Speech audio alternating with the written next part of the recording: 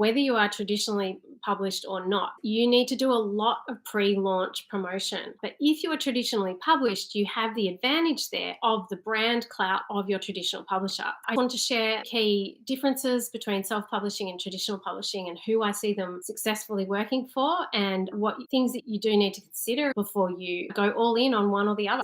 What I don't like is when writers make decisions based on the wrong information and then that actually impacts their publishing career for many, many years to come. And I've seen this happen with writers who've gotten so sick of waiting or not knowing how the traditional book publishing industry works, because it is quite mysterious if it's your first time dealing with traditional publishing, that they have just gone and signed up with a hybrid publisher or self-publisher or a vanity publisher, whatever you might call it. They've gone the author publishing model, and this has not gone as well as they had expected. So I want to give you some information that will help you to make a good decision. Self-publishing or author publishing has taken off massively in the last 10 years. Particularly, we've gone from like 1 million self-published titles on Amazon to 100,000 million. It's something ridiculous like that, and that is because things like Kindle Direct Publishing, Amazon, and lots of other publishers, presses or individuals have figured out ways to get a book online as an ebook, as a print on demand, figured out the production side, and are now selling these services as publishers for authors. The reason that I have always chosen and value and love traditional publishing is really it comes down to distribution for me. So when you are traditionally published, and that means you have a publisher such as, think of the commercial publishers you would know, Penguin Random House, Simon & Schuster, St. Martin's, imprints of each of these.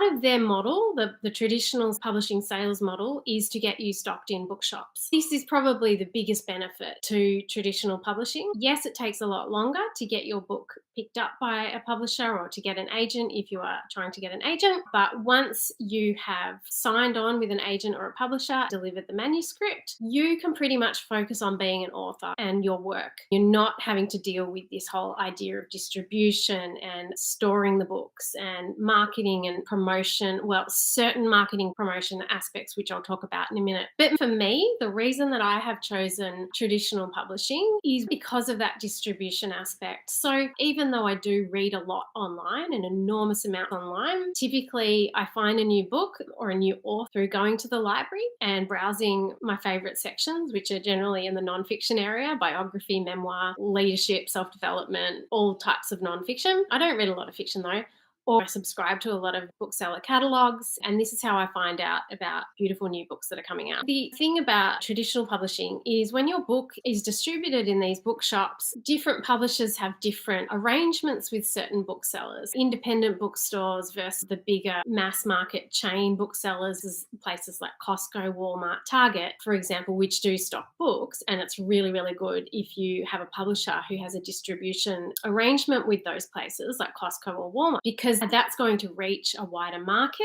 They generally do pay a lot less for the books. So as an author, you would make less royalties from the books, but it's about reaching a wider audience. So for me, this traditional publishing, and also the fact that this is their sole expertise, traditional publishers have been around for over 100 years. They are experts in literature. They have world-class editors working for them. They design the cover. They know about covers and titles and all the different editors and edits and production things that your book needs to go through are all organized by them. You don't have to think about them. It's very complicated to manage that whole process if you took a look at it from the inside. Scribe, my publisher of my second book, shared a really lovely little clip of the actual printing process of a new book, and it was inside the printers that they took their staff to visit. And I was just marveling watching this clip, which they shared on their Instagram. I was marveling at how many people and things and connecting aspects need to go right for one book to be published. It's quite beautiful. But the thing is, it lasts a very long time and it reaches a lot more people. And this is what I love about traditional book publishing. You know, you can walk into a beautiful library and see books there that were published, printed over 100 years ago.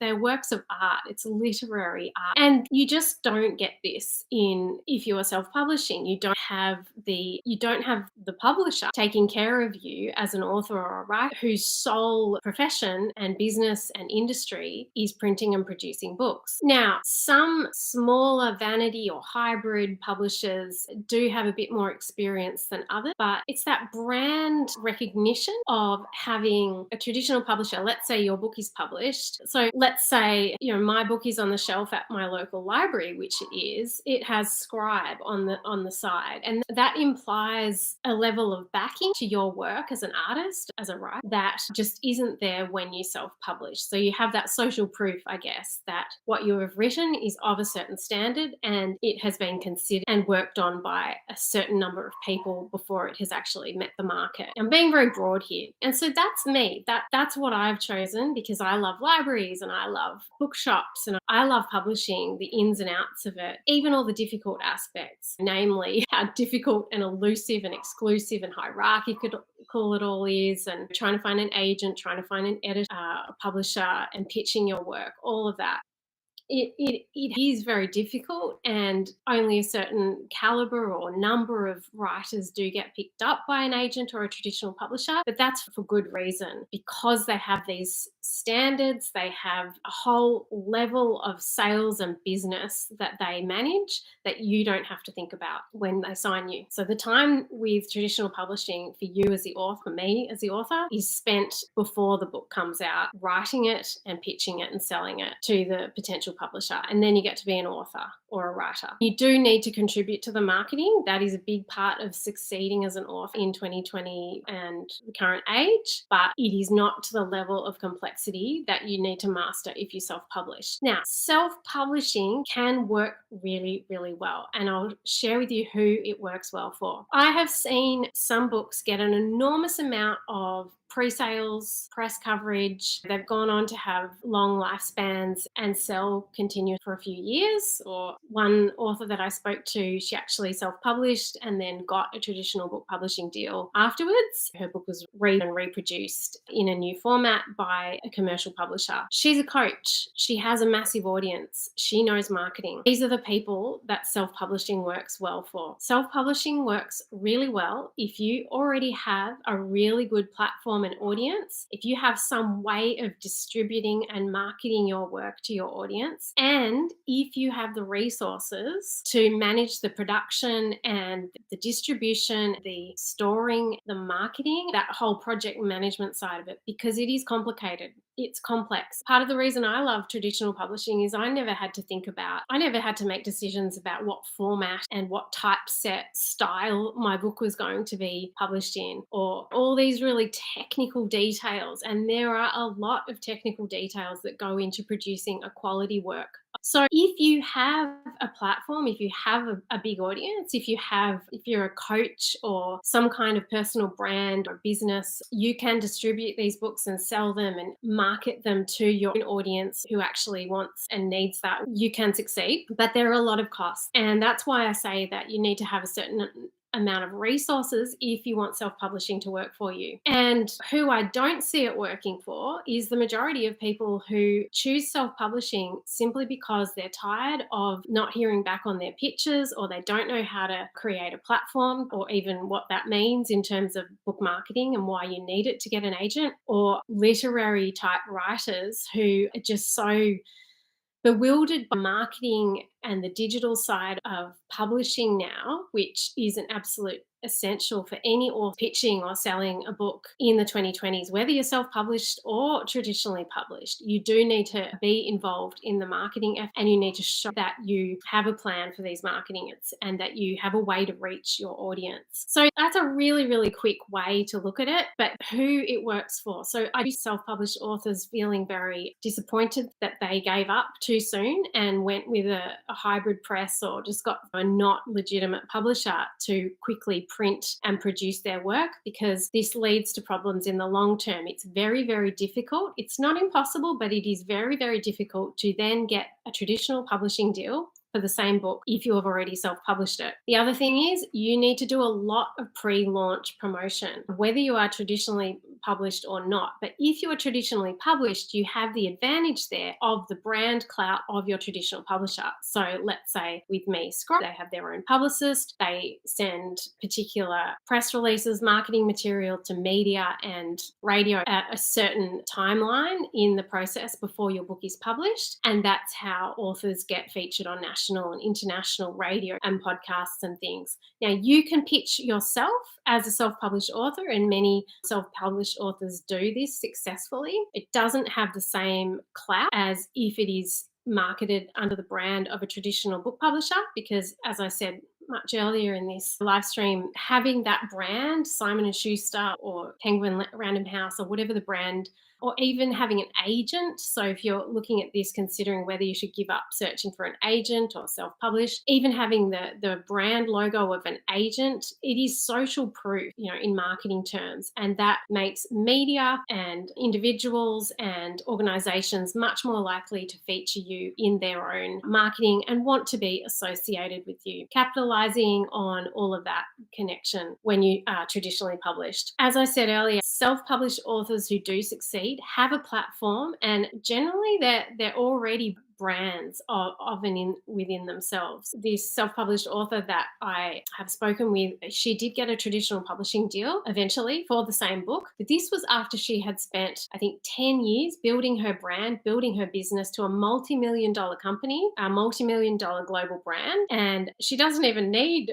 the clout of a publisher anymore. She's selling these books through her website, but it's just easy for her. So she said yes to a publishing deal and went straight into royalties. But that is very rare, and she had put in 10 years building up her business and her personal brand to get to that point. So in essence, I think traditional book publishing is going to be much more long lasting for those of us who value literary work that has been finely curated. We value the old fashioned aspects of publishing, such as bookshops and libraries and all those sort of old ideas of literature and what goes into a work of literature and editing and working. I also wanted to be traditionally published because I wanted to work with really good editors. I wanted to know what different people in the process did and how they saw things. And you don't get that insight if you're running the whole show yourself as a self-published author. You're basically just someone to design your cover, you're commissioning someone, so that means you're paying them as well, paying someone to edit the book, multiple people hopefully.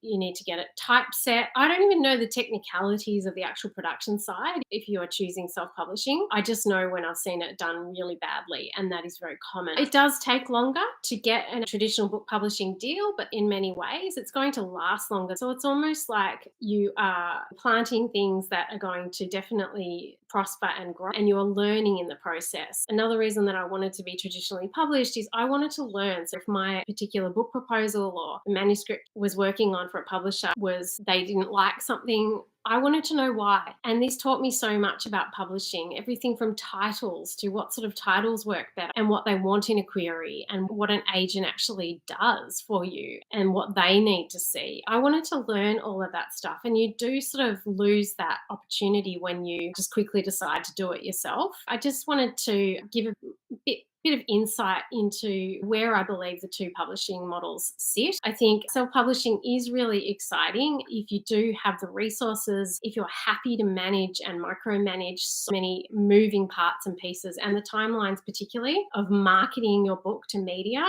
A self-published author that I know, she's a journalist as well, really good writer, and great cover that she got designed for her self-published book, but she missed out on getting media because she didn't understand how the timelines in publishing work with media and things like that. So, typically media will want to know about your book at least a few months in advance of its publication, and getting certain types of media a year late or a year after your book has come out is very, very rare. So it all needs to be very, very well timed. With Amazon particularly, Amazon self-publishing, you can get a book up in less than a month. This is problematic in terms of the marketing and media side because you want to be doing a nice long pre-launch strategy strategy to really get these pre-sales up for your book, because that's what's going to contribute to the long-term success and long-term sales of your book, whether you are self-published or not. So traditionally published authors, if you can learn how to embrace the pitching and the navigating the traditional publishing process, is going to go a lot better for you if you can get the right education and information on what you should be doing at various stages, including the marketing, because whether you're traditionally published or self-published, you will need to be savvy about the platform and positioning yourself and marketing. One of the best things that I did for the success of my second book, which ended up